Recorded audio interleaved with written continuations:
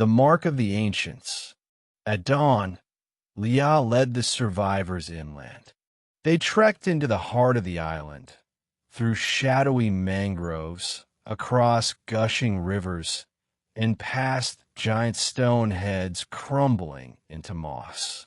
This place, Marcus whispered, gazing at the massive statues. It's not just old, it's ancient. The ancients built it, Leah said simply, before the island turned. As they moved, they noticed something else. Each of them had a strange symbol appearing faintly on their skin.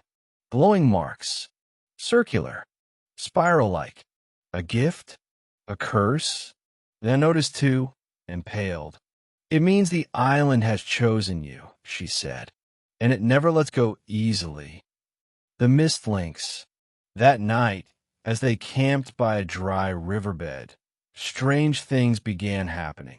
Emma swore she heard whispers in her ear. Olivia thought she saw figures flickering between trees. And then, while Jake was gathering firewood, he came face to face with it. At first, he thought it was a trick of the mist. But then the shape sharpened.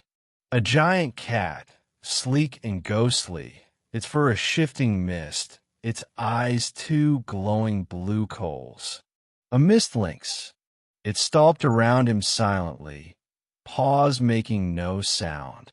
Jake raised a branch, but Leah stopped him with a hiss. Don't move. Don't threaten. The lynx padded closer, sniffing. Jake froze, heart hammering. Then, strangely, it turned away and melted back into the mist. They're watchers, Leah explained. Spirits in flesh. They judge whether you belong. Jake wiped cold sweat from his face. He wasn't sure he wanted to know the verdict. The forgotten ones. Further inland, the survivors stumbled upon a hidden village. Not abandoned. Inhabited. Dozens of gaunt figures in tattered clothes emerged, wielding crude weapons, spears, knives made from bone and glass. Humans. Survivors. But something was wrong with them. Their eyes were sunken, their skin cracked like old parchment. An old man stepped forward, hunched and blind in one eye. We are the forgotten, he rasped, left behind by the island's experiments. They told their story. Decades ago, secret government teams came to study the island's energy. But the island fought back, infecting the teams, warping them. The forgotten ones lived, but not truly. Leave this place, the elder warned. The Hollow King stirs again. His prison weakens. Jake pressed him for more, but the old man only whispered, he will rise when the blood moon comes. The Temple of Echoes. Guided by Leah and a crude map stolen from the Forgotten Ones, the group found the temple. It rose from the jungle like a jagged claw, stone steps climbing endlessly into the clouds, the walls covered in more of the spiral runes. Inside the temple, they found murals, a great beast rising from the lake, the ancients fighting it, failing, a machine, part magic, part science, built to trap the creature beneath the island. The Hollow King. Caleb traced one carving with his hand. This isn't just survival anymore, he said. This is war. Hidden behind a cracked altar, they found a shard, a glowing crystal. Leah's eyes widened. It's a key, she whispered. A piece of the island's heart. Before they could decide what to do, the temple shook. The roar of beasts sounded outside. They were not alone. The betrayal. In the chaos, Olivia vanished. When they found her, she wasn't alone. She stood beside Dr. Crowell, a scientist long presumed dead, now gaunt and twisted with the island's power. Crowell had survived, but at a terrible cost. He had merged his mind with the island, gaining knowledge and madness. "I can free you," he said smoothly, "or I can destroy you." Olivia faltered, torn between survival and loyalty. Jake stepped forward, furious. "She's with us," he growled. Crowell smiled a broken, chilling smile. "We shall see." With a gesture, the ground split, and twisted creatures poured from the earth. Half human, half animal horrors warped by the island's magic. The survivors fought desperately, pushing back the tide. In the chaos, Olivia made her choice. She swung a broken beam into Crowell's face, sending him sprawling. She was with them, for now, but the price of survival was rising. And far below, beneath the island, something ancient stirred, the Hollow King awakening. The Crystal Forest. With the crystal key in hand, Liao led them deeper inland, past swamps steaming with unnatural heat, across stone bridges that seemed to build themselves out of mist. Finally, they reached the place known only in whispers. The Crystal Forest. It was breathtaking. Massive crystalline trees rose from the ground like frozen lightning bolts. Every step echoed. Every breath shimmered the air. The crystals whispered, not in words, but in memories. Jake saw flashes of his childhood. Emma glimpsed her late mother's smile. Caleb clenched his fists, jaw tightening. "This place is dangerous," Liao warned. "It seduces you with your own soul." Halfway through the forest, they were attacked. Creatures made entirely of living crystal, shard sprites, emerged, their edges razor-sharp, their eyes emotionless. The group fought desperately, the shard sprites slashing and shrieking. Emma was pinned against a crystal trunk. Jake hurled himself into the fight, breaking a shard sprite apart with a salvaged spear. They barely made it through alive, scraped, bleeding, and shaken. The Crystal Forest wasn't just a place. It was a test, and not all of them had passed unscathed. The Sky Serpents. Exiting the forest, they found themselves on high cliffs overlooking an endless misty valley. Above them circled shapes. At first, Jake thought they were birds. Then he saw the gleam of scales, the flick of wings. Sky serpents, long, sinuous creatures that rode the winds, their scales refracting light like rainbows. Legend said they could command storms. As they crossed the cliffs, the sky serpents descended, curious. Emma, despite her terror, stood firm, extending a hand. One smaller serpent, barely bigger than a horse, hovered near. Jake held his breath. Gently, carefully, Emma brushed its scales. The serpent gave a low, musical trill and flew off, leading the others away. "You've been marked," Leah said to Emma in awe. "You're a wind-bonded now." Emma smiled for the first time in days. A fragile hope bloomed. Maybe the island wasn't just death and fear. Maybe it chose protectors too. Blood Moon rising. As they neared the heart of the island, the ancient crater lake, the sky deepened to crimson. The Blood Moon was coming. Tensions frayed. Marcus accused Caleb of hiding supplies.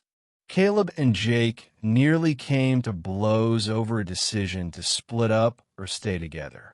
Even Leah grew distant, haunted by memories of lost friends and family swallowed by the island. At sunset, under the rising blood moon, Jake and Elena found themselves alone on a rocky ledge. "You know we might not make it," Jake said, voice low. Elena smiled sadly. "That's always been true. They kissed, soft, desperate real. No promises, no regrets, just now. And maybe that was enough. The Hollow King awakens. At the lake's center, a massive temple rose from the water, half ruined, half alive. Leah explained, the ancients built it to imprison him, the Hollow King. But the prison had weakened. Cracks split the temple walls. Dark mist poured from the lake. The survivors approached carefully, the crystal key pulsing in Jake's pack. Suddenly, Crowell appeared, half human, half shadow now, a puppet of the Hollow King. You can't stop it, Crowell hissed. The island has chosen. The island is him. With a wave of his hand, he summoned horrors from the mist, grotesque creatures made of bone, stone, and sorrow. The final battle began. Sacrifice. Fighting was chaos. Sky serpents dived from above, screeching and tearing at the mist creatures. Caleb and Marcus fought back to back, bloodied but fierce. Emma, glowing faintly, commanded the winds, scattering enemies. Leah confronted Crowell herself, spearing him through the heart. Crowell gasped, grinning even in death. You think you've won? He rasped. At that moment, the Hollow King rose. A titanic form, part molten rock, part ghostly mist, shattered the temple roof. Its roar cracked the heavens. Jake realized the truth. The crystal key wasn't a weapon. It was a sacrifice. Someone had to offer their life force to lock the Hollow King back in his prison. Caleb stepped forward without hesitation. No, Jake protested, but Caleb only grinned. Old Marines never die. They just find a new war.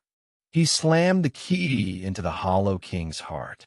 A blinding explosion rocked the world. Quick recap for you. They crossed the magical crystal forest, beautiful but deadly. Emma bonded with a sky serpent. The blood moon rose. Hollow King's prison weakened. The island crumbles. The explosion of light faded, revealing devastation. The Hollow King's massive form cracked and fell, shattering into dust that rose into the blood-red sky. The mist recoiled. The lake boiled, but the island was collapsing. Cracks spidered across the ground. Geysers of molten water erupted from fissures. The island's core is destabilizing. Marcus shouted. Jake, Elena, Olivia, Emma, Leah, and the few surviving forgotten ones ran for their lives. Behind them, the remnants of the temple crumbled into the roiling lake. Caleb was gone, but his sacrifice bought them a chance to live, and they weren't about to waste it. The hidden door. Leah led them along the secret paths she had memorized as a child, through tunnels lit by flickering bioluminescent moss, across rope bridges snapping under the strain of quakes, past statues toppling into the misty abyss. Finally, they reached a mountainside cavern, the hidden door. Inside, nestled on a subterranean dock, was an ancient vessel, sleek and silver, far more advanced than anything modern science had created. The ancients' escaped ship, Leah breathed. If we're lucky, it still works. Jake and Marcus scrambled aboard, working the cracked control panels. Emma whispered to her sky serpent, who coiled around the ship, stabilizing it with its wings. The island roared its fury behind them. Time was running out. Chapter 17, The Final Chase. As the ship sputtered to life, new horrors emerged. Last guardians of the Hollow King. Twisted beasts of shadow and bone hurled themselves at the survivors. Jake fought desperately at the controls. Elena, Olivia, Leah, and Emma held the entrance, firing flares, throwing debris, even hurling raw magic from the shards they had gathered. One by one, the creatures fell.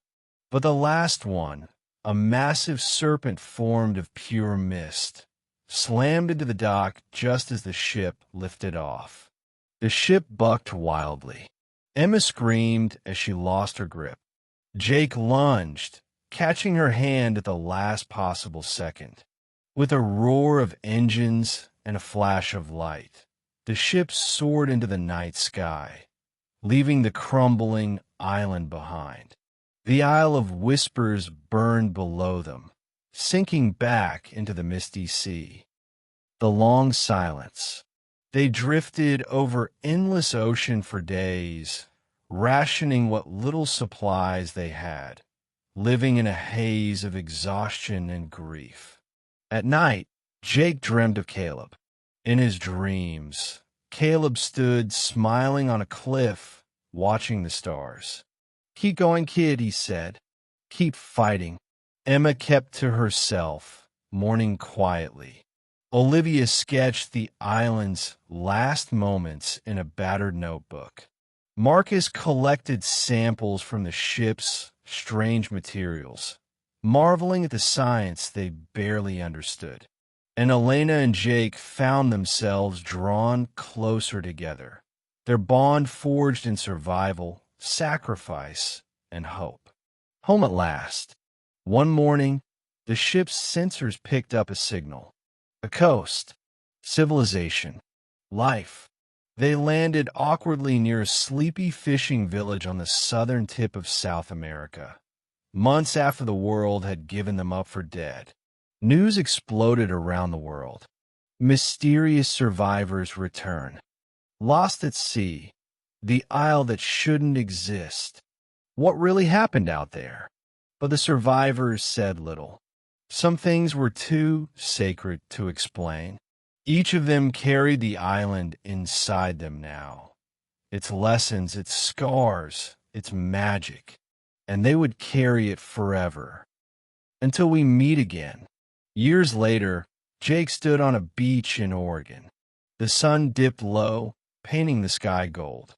Beside him, Elena laughed as their young daughter chased gulls across the sand. Emma traveled the world, sharing her story in small circles. Not fame, but healing. Olivia built a foundation to study unexplained phenomena, dedicating it quietly to Caleb's memory. Marcus published papers about impossible biology that hinted at wonders no one else could imagine. Leah returned to her people, the forgotten ones who had begun rebuilding. The island was gone, or so they thought. Sometimes on stormy nights, Jake would hear it, the faint whisper in the wind. Until we meet again, he would smile, close his eyes, and remember. Because true adventures, the ones that change your soul, never really end. They just wait for the next call. The end. Isle of Whispers. Rise of the Hollow King. The last flight. The Cessna 408 skimmed low over endless blue, its engines droning like tired bees. Inside, 7 passengers sat crammed in their seats, unaware this would be the last flight they would ever take. Jake Connolly, a carpenter from Montana, wiped his palms on his jeans. He hated flying. Across from him, Elena Reyes, the charismatic adventure guide who had promised an exclusive mystery expedition, flipped through a worn leather journal, chewing the cap of her pen. Near the back, Marcus Wu, a marine biologist, tinkered with a portable sonar device. Beside him, Olivia Hart, a young tech millionaire, stared boredly at her dead phone. Caleb Nash, a grizzled ex-marine, sat stoically by the window, scanning the horizon as if expecting trouble. Emma Lane, barely 18 and on her first solo trip, gripped her seat like a lifeline. And finally, in the co-pilot's seat, was Mr. Dorsey, an aging scholar with a faded backpack and bright, curious eyes. The radio crackled. The pilot frowned. Jake caught the change in the air a second before the plane jerked. Storm front building fast. The pilot barked, struggling to keep the plane level. Wasn't on the charts. Black clouds exploded on the horizon, boiling over the sea. Winds howled. Lightning forked across the sky. Jake's stomach dropped as the world tilted violently. "Brace!" Elena shouted, grabbing Emma. The island appeared below, lush, wild, untouched. They had no choice. The plane went down in a screech of metal and fire. Ash and sand. Jake woke to pain, smoke, and the steady crash of waves. The fuselage was torn in half. Flames crackled on the sand. The engine lay smoking like a dying beast. Miraculously, most had survived. Jake staggered up, coughing. Emma clung to a shard of wing nearby, bleeding from a gash on her forehead. Caleb was already moving, dragging Olivia out of the wreckage. Marcus stumbled toward the wreckage with a twisted ankle. But Dorsey was missing. Only a blood trail led into the jungle. Panic gripped Jake. The island stretched before them, an endless wall of green mist and towering cliffs. Strange cries echoed from within, not quite animal, not quite human. And from the trees, something watched. The survivors gathered by the wreckage, injured but alive. "We make shelter. We find Dorsey," Caleb growled, taking command. But as the mist swallowed the sun and darkness crept across the beach, they realized this island wasn't just remote.